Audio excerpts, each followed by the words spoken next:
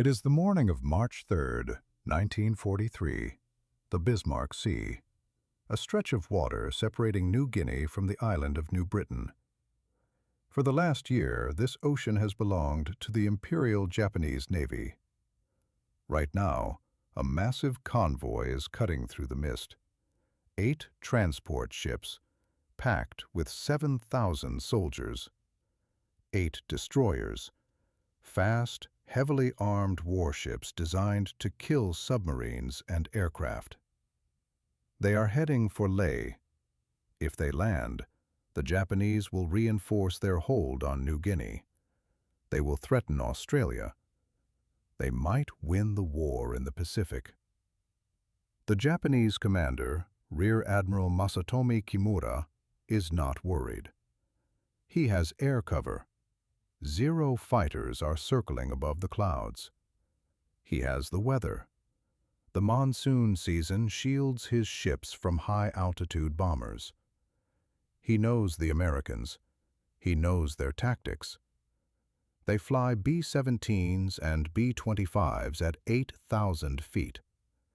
They drop bombs that take 30 seconds to fall. By the time the bombs reach sea level, his ships will be half a mile away. The Americans have a hit rate of less than 1%. Kimura smiles. The Americans are predictable. But Admiral Kimura does not know about the plane heading toward him right now. It is a B-25 Mitchell, but it is not like any B-25 ever built by the factory. It doesn't have a glass nose. It doesn't have a bombardier. It is flying at 50 feet above the waves, lower than the destroyer's masts. It is not dropping bombs. It is charging. In the next 3 seconds, history changes. The nose of the bomber opens up with the fury of 8 50 caliber machine guns. 4 more guns open fire from the sides, 2 more from the top turret. 14 guns, firing 75 rounds every second. Admiral Kimura's bridge doesn't just take damage. It evaporates.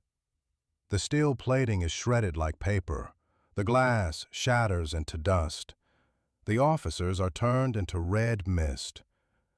The B-25 roars over the mast, leaving a burning, leaderless wreck in its wake. This is not a factory prototype. This is not an official project authorized by the Pentagon. This is a Frankenstein monster. A weapon welded together in a jungle hangar by a man possessed. A man the engineers called crazy. A man the generals called a liability. A man his family called Pappy. This is the story of Paul Gunn and the illegal battleship that saved the Pacific. To understand the rage that built the gunship, you have to go back to before the war, to Manila, 1941. Paul Irvin Gunn was already a legend in the Philippines. He was 42 years old, a retired naval aviator who had spent 20 years flying biplanes off wooden decks. He was a man who didn't fit in. He talked too much. He drank too much coffee. He didn't respect authority. But he could fix anything with an engine. After the Navy, Pappy started his own airline, Philippine Airlines. He flew everything: passengers, mail, gold bullion, chickens. He flew through typhoons that grounded commercial liners. He landed on dirt strips carved out of the jungle. He was happy. He had a beautiful home in Manila. He had a wife, Polly, a strong woman who could handle his crazy streaks, and 4 children, Nat, the oldest, Julie, Paul Jr., and little Connie. They were his anchor, the only thing that kept Pappy Gunn from flying off the edge of the world. December 7th, 1941. Pearl Harbor burns. 8 hours later, the Japanese strike the Philippines. The war Pappy had warned everyone about was finally here, and he was on the wrong side of the ocean. The U.S. Army Air Forces seized Pappy's planes. They made him a captain on the spot. "We need you to fly transport," they said. "We need you to move supplies." Pappy didn't argue. He flew. He flew missions while Japanese Zeros hunted him. He flew unarmed transport planes through skies filled with enemy fighters. He flew until his eyes burned and his hands shook. But he had one priority: his family. January 1942. The Japanese army is closing in on Manila. General MacArthur declares it an open city to save it from destruction. The American forces are retreating to Bataan. Pappy is ordered to fly a load of generals to Australia. He pleads with his commander, "Let me get my family out first. Give me one plane, 1 hour." The answer is no. "The aircraft are for military personnel only, Captain. Your family stays." It is the hardest decision of his life. He obeys orders. He flies the generals to safety and leaves Polly and the kids behind. 2 days later, the Japanese enter Manila. They round up all American civilians. Polly Gunn and her 4 children are herded into the Santo Tomas University campus. It is now the Santo Tomas internment camp, a prison. 3,000 people crammed into classrooms and hallways. 1 toilet for every 100 people. Rice and water twice a day. Surrounded by barbed wire. Guarded by soldiers with bayonets who have orders to shoot anyone who touches the fence. Pappy Gunn lands in Australia. He is safe, but he is broken. He sends telegrams. He asks spies. He begs for information. Word eventually reaches him. His family is alive, but they are prisoners. Something snaps inside Paul Gunn. The happy-go-lucky airline pilot disappears. In his place is a man burning with cold, industrial rage. He walks into the headquarters of the 5th Air Force. He finds the maintenance officer. "Give me a wrench," he says, "and point me toward the war." Spring 1942. The war is going badly. The Japanese are unstoppable. They are taking island after island. The American strategy relies on air power.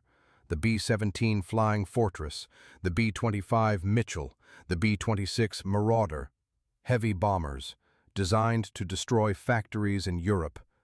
But in the Pacific, there are no factories.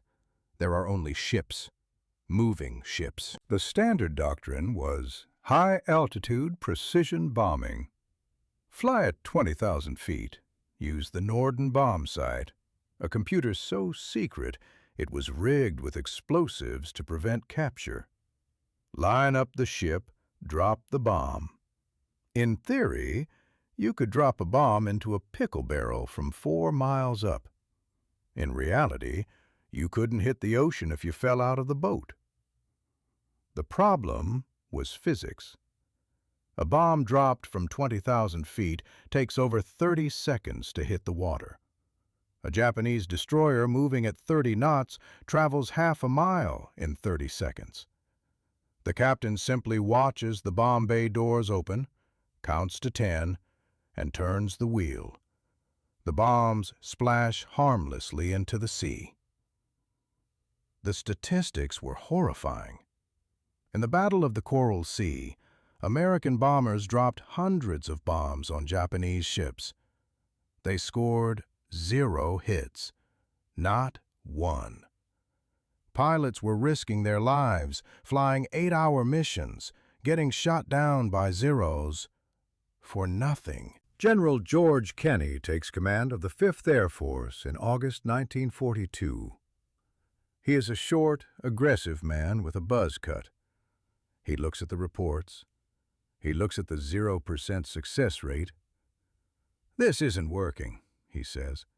"We're wasting gas, and we're wasting men." He needs a new tactic. He calls in his Special Projects Officer, Major Paul Gunn. Pappy has been busy. He has been scavenging parts, fixing planes that shouldn't fly. He looks like a mechanic, not an officer. His uniform is stained with oil. He has a cigar clamped between his teeth. Kenny likes him immediately. "Pappy," he says, "how do we sink these ships?" Pappy doesn't hesitate. "General, we have to get down in the dirt with them."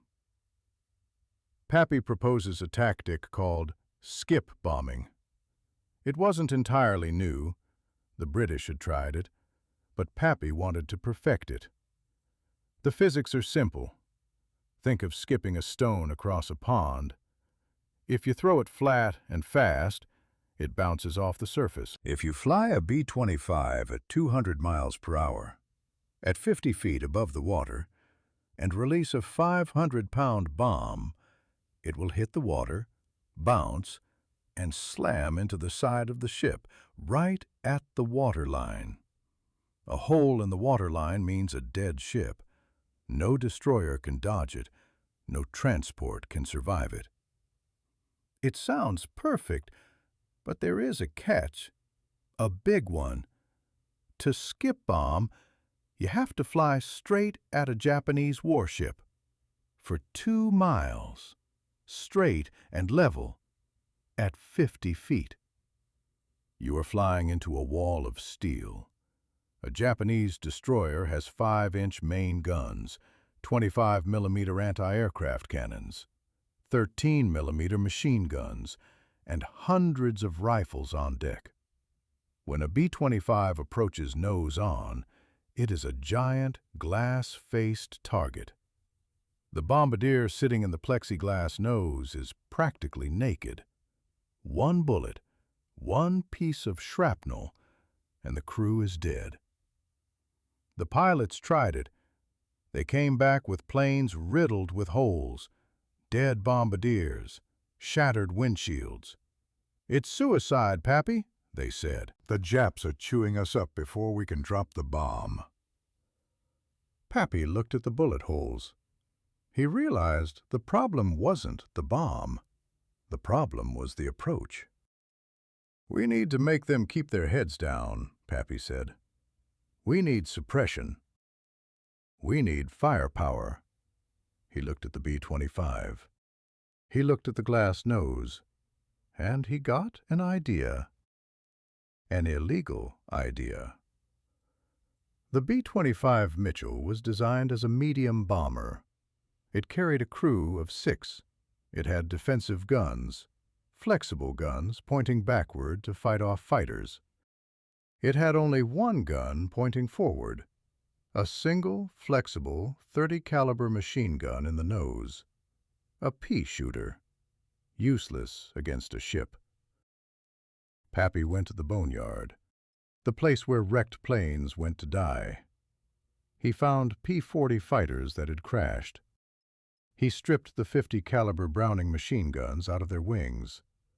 The Ma Deuce, a weapon that fired a bullet the size of your thumb. It could punch through an engine block. It could tear a man in half. Pappy dragged the guns back to his hangar. He called his mechanics. "We're going to put these in the nose," he said. The mechanics looked at the B-25. "Sir, there's no room. The bombardier sits there." "Fire the bombardier," Pappy said. "Throw out the bomb sight. We don't need it." They stripped the interior of the nose. They built a steel rack, welded it directly to the frame of the aircraft.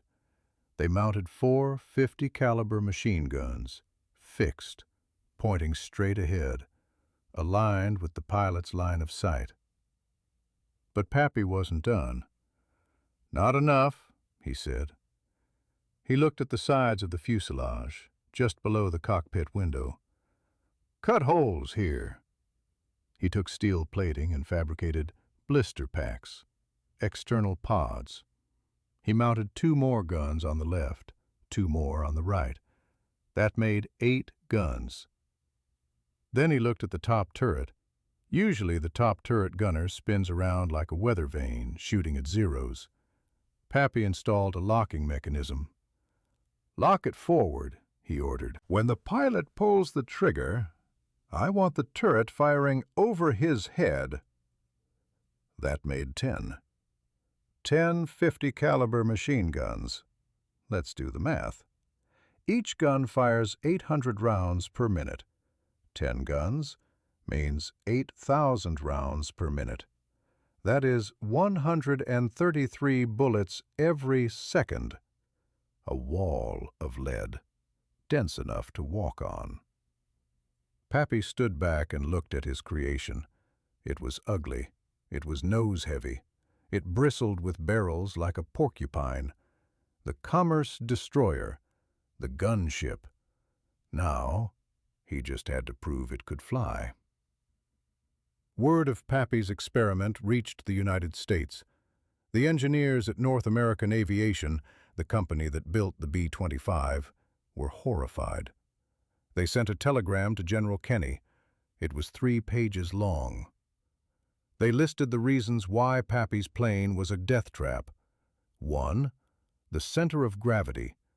Adding 1,000 pounds of guns and ammo to the nose would make the plane unstable. It would nosedive on takeoff. 2. The landing gear. The nose wheel wasn't designed to take that weight. It would snap on landing. 3. The vibration. This was the big one. The skin of an aircraft is aluminum. It is held together by rivets. The recoil of 10 machine guns firing simultaneously produces thousands of pounds of force. The vibration would create a resonance frequency. The rivets will pop, the engineers warned. The nose section will separate from the fuselage in midair. The aircraft will disintegrate. Their conclusion was clear. Cease all modifications immediately. Ground the aircraft. General Kenny called Pappy into his office. He handed him the telegram. Pappy read it. He didn't blink. "General," he said, "have these engineers ever seen a Japanese destroyer up close?" Kenny shook his head. "No, Pappy. I don't believe they have." "Well, I haven't either," Pappy said. "But I intend to. And I can't do it with a slide rule." Pappy addressed the engineering problems one by one. The center of gravity.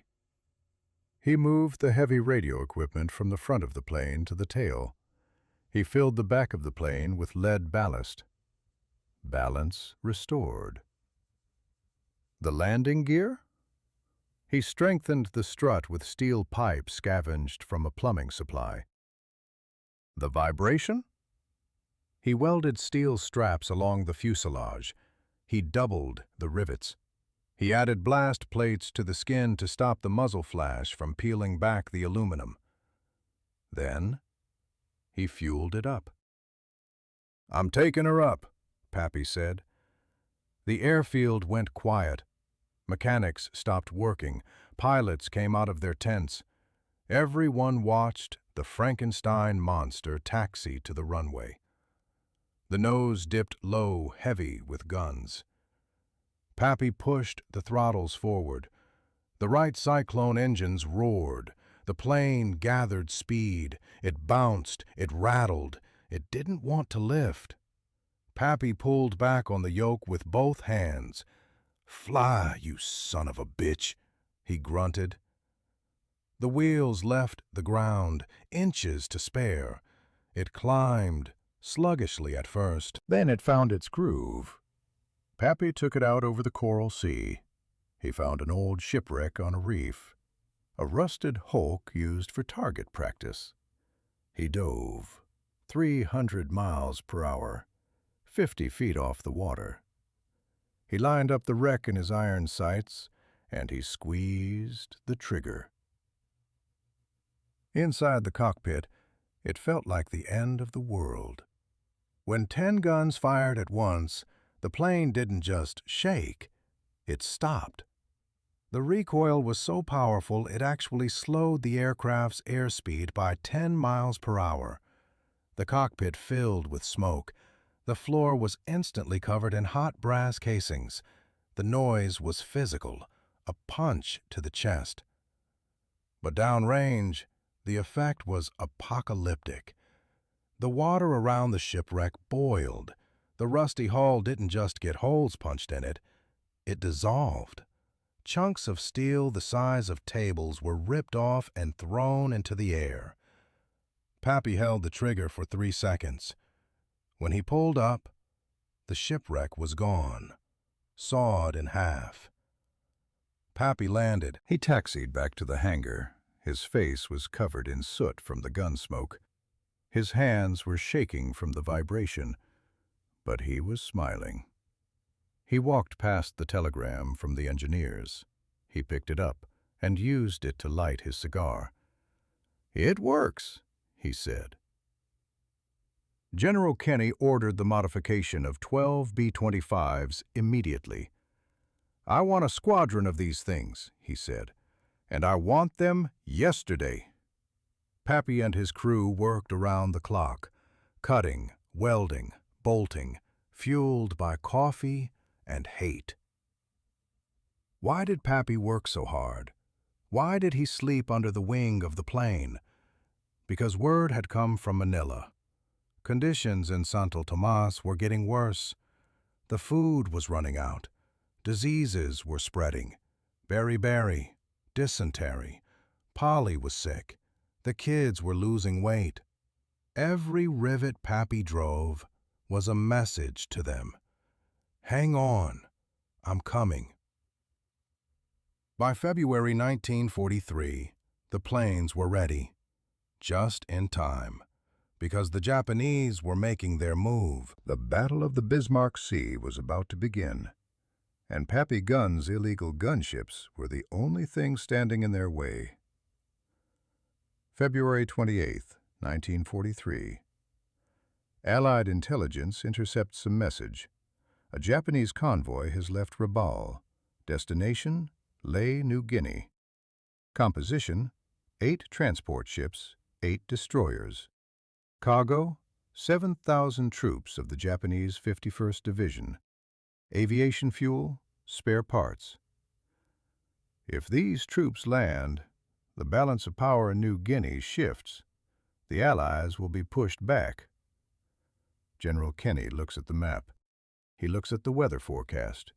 Storms, low clouds, perfect for the Japanese, terrible for high-altitude bombers, but perfect for Pappy Gunn's monsters. Kenny gives the order. Hit them. Hit them with everything we have.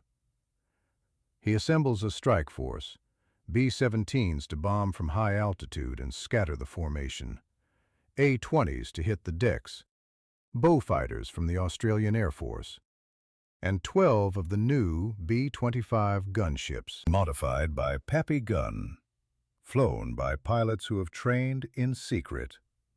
March 2nd. The B-17s attack first. They bomb through gaps in the clouds. They sink one transport, damage another. The Japanese convoy does not turn back. They pick up the survivors and keep steaming. They are committed. They believe the storm will protect them. Night falls. The convoy enters the Vitiaz Strait. The Japanese sailors are tense.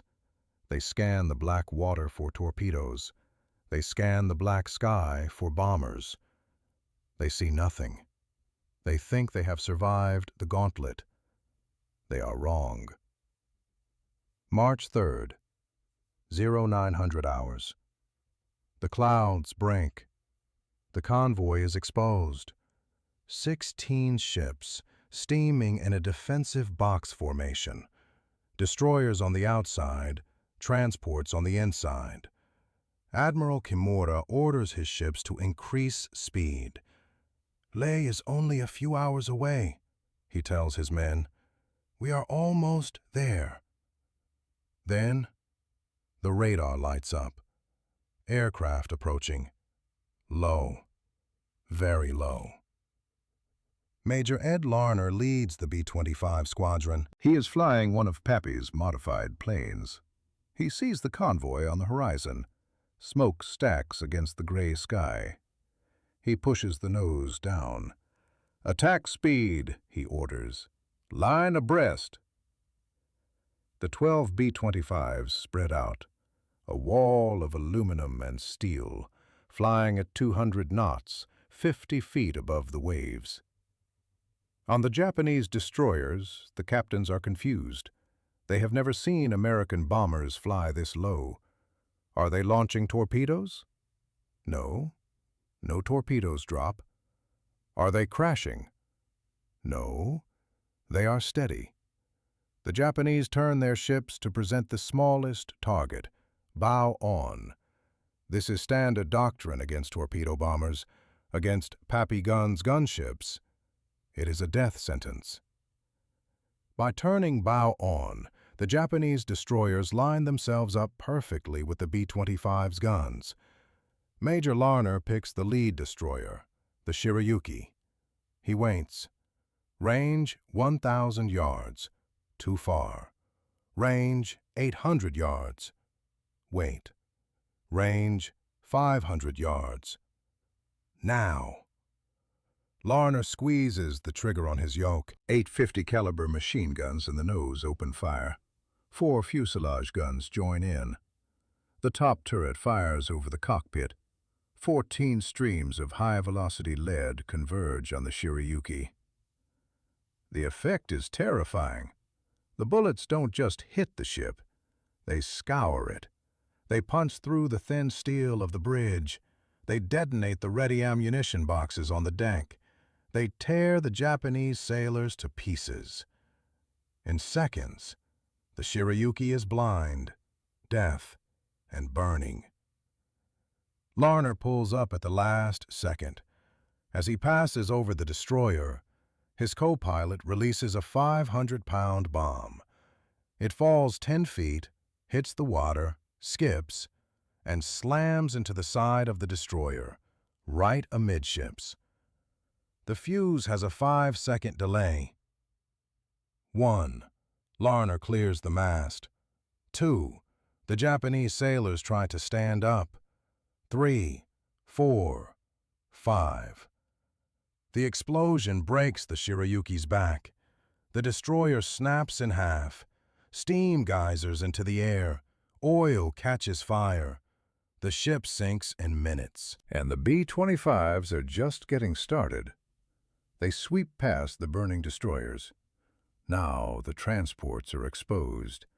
Big, slow, fat targets, packed with thousands of soldiers. The slaughter that follows is mechanical, industrial.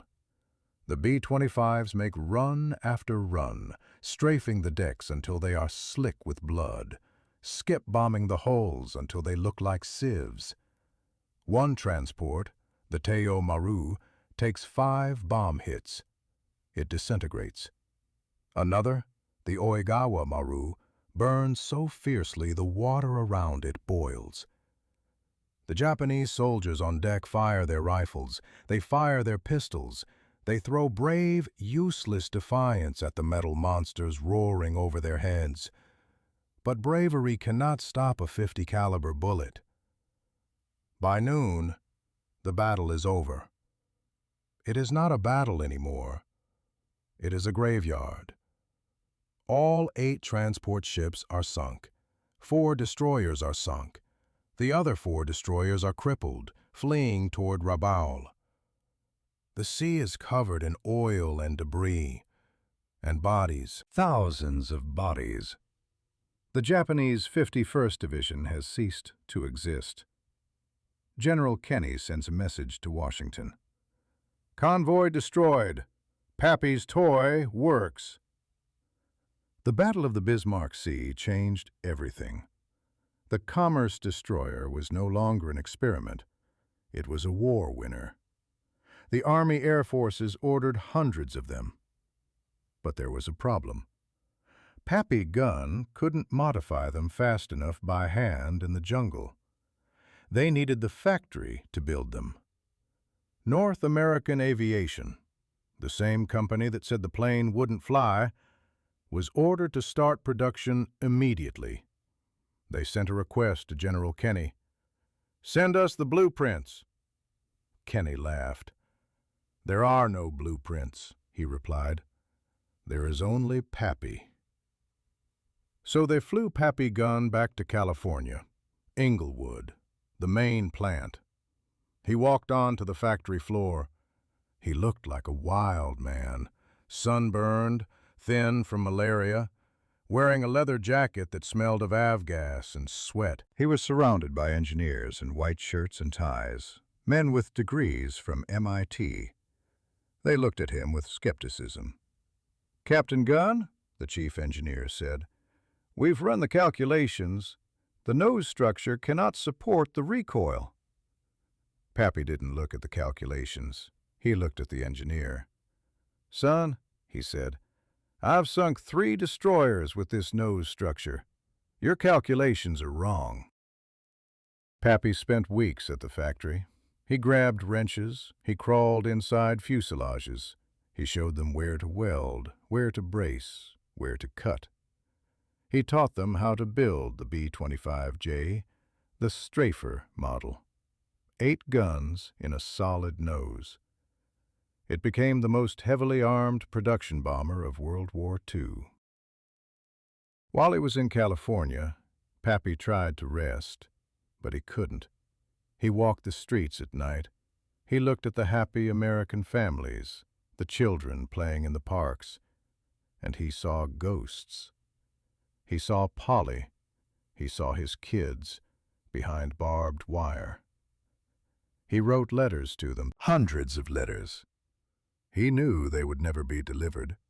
The Japanese didn't allow mail. But he wrote them anyway. "Hold on," he wrote.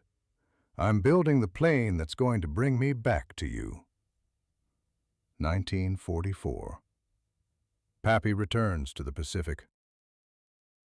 The new B-25Js are arriving in squadrons. They are devastating. They sweep the Japanese shipping from the seas. They destroy airfields. They clear the path for MacArthur's return. October 1944. The Americans land in the Philippines, Leyte Gulf.